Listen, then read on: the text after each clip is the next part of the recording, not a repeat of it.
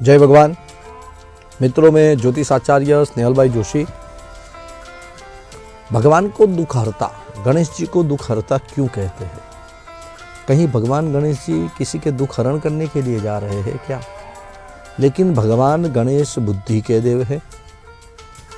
विघ्न के ऊपर जिन्होंने नियंत्रण ला दिया है, विघ्न को जो ईश्वर हमारे हरण करते हैं उसे हम विघ्नेश्वर कहते हैं। जो ईश्वर हमारे सभी विघ्नों को हरण करते हैं, तो कहीं भगवान विघ्न हरण करने के लिए एक छप्पन लेके चलते हैं, लकड़ी लेके चलते हैं, या तलवार लेके, भाला बर्छी लेके कहीं किसी के विघ्न को हरण करने नहीं जाते हैं। लेकिन भगवान गणेश जी संसार के अंदर आदमी को कार्य करने की शक्ति, कार्य करने की बुद्धि, भगवान गणेश जी द्रव्य देते हैं, धन देते हैं, बुद्धि देते हैं, बल देते हैं, और उसी बुद्धि से, बल से, उसी कार्य करने की संपत्ति से वो अपने जीवन में सभी प्रकार के विघ्न को हरण कर देता है।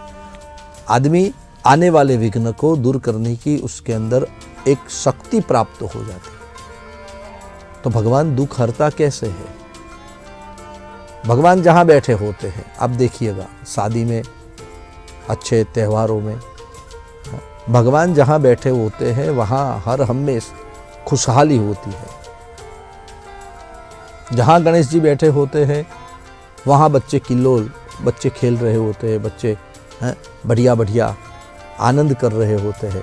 भगवान गणेश जहाँ बैठे होते हैं, लेडीज़ लोग वहाँ सुंदर तैयार होके एक दूसरे के साथ वार्तालाप कर रही होती है।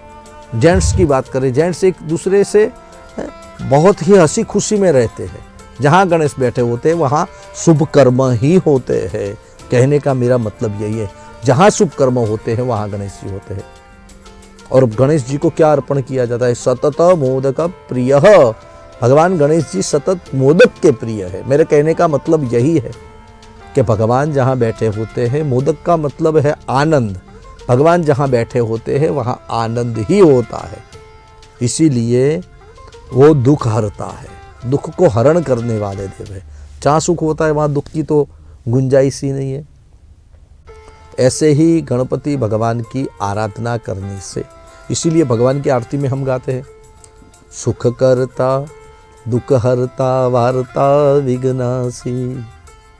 है भगवान ज्ञान देते हैं, बुद्धि देते हैं, धन। भगवान के आगे आगे उनकी दो पत्नी चलती है, रिद्धि और सिद्धि, नाम और पैसा। जहाँ भगवान बैठे हैं वहाँ नामना होती है, वहाँ संपत्ति होती है, वहाँ पद होता है, वहाँ प्रतिष्ठा होती है, वहाँ खुशहाली होती है।